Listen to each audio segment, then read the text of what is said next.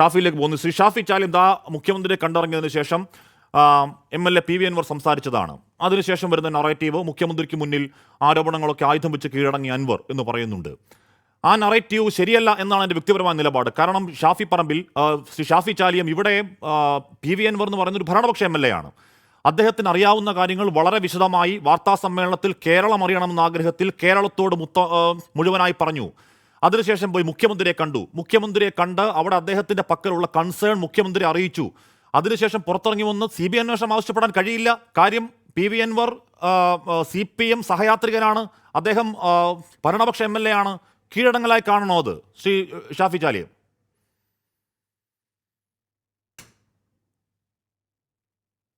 എല്ലാവരെയും മുൾമുനയിൽ നിർത്തിക്കൊണ്ടാണ് ഇന്നത്തെ ഉച്ച 12 മണി സമയം എല്ലാവരും കരുത്തനായ ധീരനായ അൻവറിൽ നിന്ന് ഒന്നാം ഭാഗം കഴിഞ്ഞു, രണ്ടാം ഭാഗം ഇന്ന് ആരംഭിക്കുമെന്നൊക്കെ പറഞ്ഞതാണ്. രണ്ടാം ഭാഗത്തിലേക്ക് എത്തുമ്പോൾ അദ്ദേഹം പറയുന്നത് ഒരു സഖാവ് എന്ന നിലക്ക് എൻ്റെ ഡ്യൂട്ടി കഴിഞ്ഞു എന്നാണ്. എന്താ ഇപ്പോൾ ഇവിടെ സംഭവിച്ചത്? ഇവിടെ ആരാണ് വിഡ്ഢികളായത്? ഭയങ്കര ഒരു കൊടും ഭീകരനാണ് നമ്മുടെ ADGP എന്നാണ് അദ്ദേഹം പറഞ്ഞത്. ചെറിയ ആരോപണമല്ല, കോടിക്കണക്കിന് രൂപയുടെ അഴിമതി ആരോപണം. കവടിയാർ കൊട്ടാരത്തിനരികിൽ വലിയ വീട് വരുന്നു, ആളുകളെ കൊല്ലിക്കുന്നു. അതേപോലെ ദാവൂദ് ഇബ്രാഹിമിനേക്കാൾ വലിയ അധോലോക നായകൻ. എന്തെല്ലാമാണോ പറഞ്ഞു കൂട്ടിയത്? ഒക്കെ പറഞ്ഞിട്ട് അദ്ദേഹം വളരെ സിമ്പിളായിട്ട് പറഞ്ഞില്ലേ. അദ്ദേഹത്തെ ആ ക്രമസമാധാന ചുമതലയുള്ള ADGP നിലനിർത്തിക്കൊണ്ട് പിന്നെ ഒരു അന്വേഷണം ക്ഷിപ്രസാധ്യമാണെന്ന് ഏവർക്കും അറിയുന്നതല്ലേ. അത് പറഞ്ഞു വെച്ചാൽ അയാളെ മാറ്റി നിർത്തേണ്ട ആവശ്യമൊന്നുമില്ല, അതിൽ പോയില്ലേല്ലോ. ഞാൻ പറഞ്ഞത് അൻവറിന്റെ പരിമിതിയാണ്. മനുഷ്യന് ഞാൻ പറഞ്ഞ അൻവറിന്റെ പരിമിതിയാണ്. അൻവറിന് ഇക്കാര്യങ്ങളൊക്കെ വേണമെങ്കിൽ മുഖ്യമന്ത്രി ആദ്യം കണ്ടറിയിക്കാം, CPM ആദ്യം കണ്ടറിയിക്കാം. അത് ചെയ്യാതെ അൻവർ കേരളത്തോട് പറയുന്നത് എന്തുകൊണ്ടാണ്?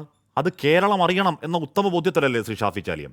അതിനുശേഷം മുഖ്യമന്ത്രിയെ കാണുന്നു. എൻ്റെ ചോദ്യം അതാണ്, മുഖ്യമന്ത്രിയെ കണ്ടതിന് ശേഷം അൻവറിന് പുറത്തിറങ്ങി വന്ന് മുഖ്യമന്ത്രിയെ വെല്ലുവിളിക്കാൻ പറ്റുമോ? ആ പൊസിഷനിലാണോ അൻവർ ഉള്ളത്?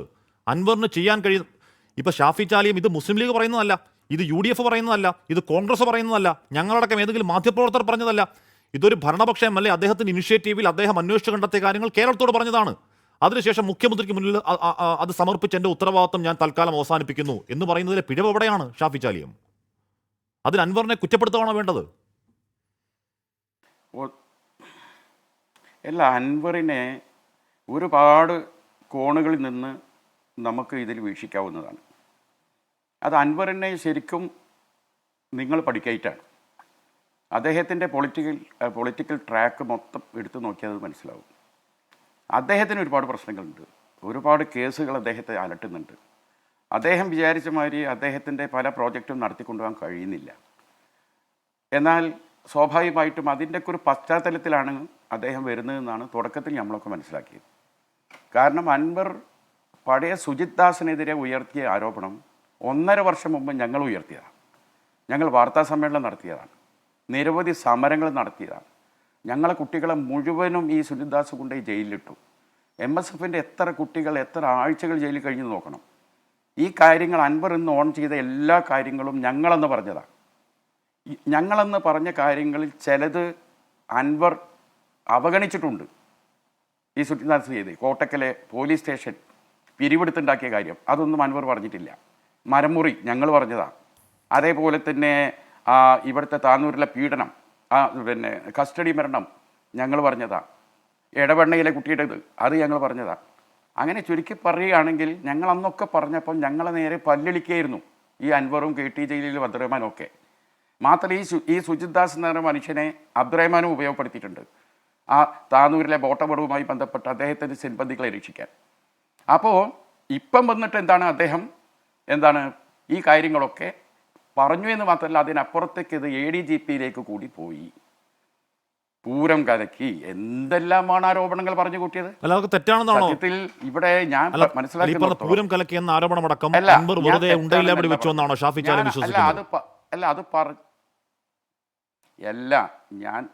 ഞാൻ പറഞ്ഞു ഒന്ന് തീർക്കട്ടെ ഹാഷ്മി.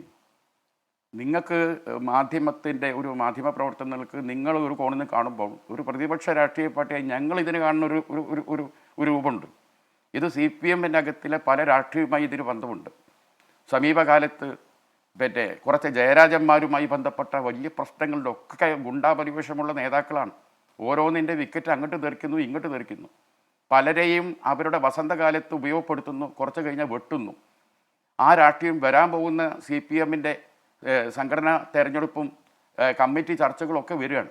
നമ്മളൊക്കെ പാർട്ടിയിൽ നിന്ന് വ്യത്യസ്തമായി താഴെ തട്ടിൽ നിന്ന് ചർച്ച തുടങ്ങുമ്പം ആരെയൊക്കെ ഭീകരനാക്കണം, ആരെയൊക്കെ നല്ല പശ്ചാത്തലത്തിൽ കൊണ്ടുവരണം എന്നതിനെക്കുറിച്ചൊക്കെ അവർക്ക് പല ധാരണയും കാണും. ആരോപണങ്ങളെ കൂടുതൽ വന്നാൽ ആ ആരോപണങ്ങളിൽ നിന്ന് കൂടുതൽ ശക്തനാകാൻ ശ്രമിക്കുന്ന ഒരു വ്യക്തിത്വമാണ് പിണറായി വിജയൻ. നമുക്ക് പലപ്പോഴും നമ്മളത് കണ്ടതാണ്. ഞാൻ മനസ്സിലാക്കുന്നിടത്തോളം ഈ വിഷയത്തിൽ അൻവർ ആത്മാർത്ഥതയോടെയാണ് ഇതൊക്കെ ഉന്നയിച്ചതെങ്കിൽ അൻവറിന് ഒരൊറ്റ കാര്യം അതിൽ പറയാമായിരുന്നു. ഈ ഒരു അന്വേഷണം വെച്ചതിൽ ആ പ്രഹസനത, അതിൽ അൻവർ സാറ്റിസ്ഫൈഡ് ആയത് തൊട്ടാണ് അൻവറിന്റെ ആത്മാർത്ഥതയെ ഞാൻ സംശയിക്കുന്നത്. ശരി, നമുക്ക് അതിലേക്ക് എത്താം. മീഡിയ തുറന്നു ചോദിക്കുന്നു. ശരി ഷാഫി, നമുക്ക് അതിലേക്ക് എത്താം. തീർത്തിട്ട് ഞാൻ പോവാം. ഒരു സെക്കൻഡ് കൂടി. ഇവിടുത്തെ ഇപ്പം പ്രഖ്യാപിച്ച അന്വേഷണ കമ്മീഷൻ പേരിന് ഒരു DGP ഉണ്ട്, ശരിയാണ്. പക്ഷെ ആ DGP നമ്മുടെ അച്യുതാനന്ദന് തുല്യമാണ്. അച്യുതാനന്ദന് മുഖ്യമന്ത്രി പദം കൊടുത്തതുപോലെ വിജിലൻസും ഇല്ല, ആഭ്യന്തരവും ഇല്ല. അതേപോലെ ക്രമസമാധാന ചുമതലയില്ലാത്ത ഒരു DGP-യാണ് ആ മനുഷ്യൻ. ഇവിടെ മുഖ്യമന്ത്രിക്കെതിരെ ഒരു ആരോപണം വന്നാൽ അച്യുതാനന്ദൻ എന്ന സീനിയറായ ഒരാളെ നേതൃത്വത്തിൽ കേളു മിനിസ്റ്ററും റിയാസ് മിനിസ്റ്ററും അടങ്ങിയ ഒരു കമ്മിറ്റി വെച്ചാൽ എന്താവും സംഭവിക്കുക? ആ കമ്മിറ്റി എന്ത് റിപ്പോർട്ടാണ് കൊടുക്കുക? നമുക്ക് ഊഹിക്കാവുന്നതേ ഉള്ളൂ. അപ്പോൾ ഇത്രയൊരു നിറഞ്ഞ ഒരു ആരോപണത്തിന് പുറത്ത് ഇത്ര പ്രഹസനമായ ഒരു കമ്മിറ്റി വെക്കുന്നതോടുകൂടി ഈ ഗവൺമെൻറ്റും CPM എന്ന പാർട്ടിയും ജനങ്ങൾ മുമ്പിൽ ആകെ അവരുടെ ഇമേജ് പോയിരിക്കുകയാണ്. അതാണ് ഇത് മനസ്സിലാക്കാനുള്ള പ്രധാനം. കൊല്ലിക്കുക, സ്വർണ്ണക്കടത്തൊക്കെ വന്നാൽ സെൻട്രൽ ഏജൻസി ഇറങ്ങണം. ഇവിടെ സെൻട്രൽ ഏജൻസി ഇറങ്ങിയിട്ടില്ല. അതും കൂടി SP മനസ്സിലാക്കണം. ഞാൻ പറയുന്നത് അൻവർ ഉന്നയിക്കുന്നത്, അൻവർ എന്ന് പറയുന്ന ഒരു ഭരണപക്ഷത്തിന്റെ MLA ആണ്. ആ ഭരണപക്ഷത്തിന്റെ MLA ഉന്നയിക്കുന്നത് ദാവൂദ് ഇബ്രാഹിമിനേക്കാൾ വലിയ കൊടൂര കുറ്റവാളിയാണ് സംസ്ഥാനത്തെ പോലീസിലെ രണ്ടാമന ADGP എന്നാണ്. അയാൾ കൊല്ലും കൊലയും നടത്തുന്ന ആളെന്നാണ്. അയാൾ തിരോധാനങ്ങൾക്ക് കാരണക്കാരനാണെന്നാണ്. അയാൾ ഈ നാടിന്റെ ക്യാബിനറ്റിന്റെ മന്ത്രിമാരുടെ അടക്കം ഫോൺ അയാളുടേതായ രീതിയിൽ ചോർത്തുന്നയാളെന്നാണ്. മുഖ്യമന്ത്രിയുടെ ഫോൺ ചോർത്തിയ കാര്യം മറ്റൊരാൾ വഴി അറിഞ്ഞ കാര്യം അൻവർ പറയുകയാണ്.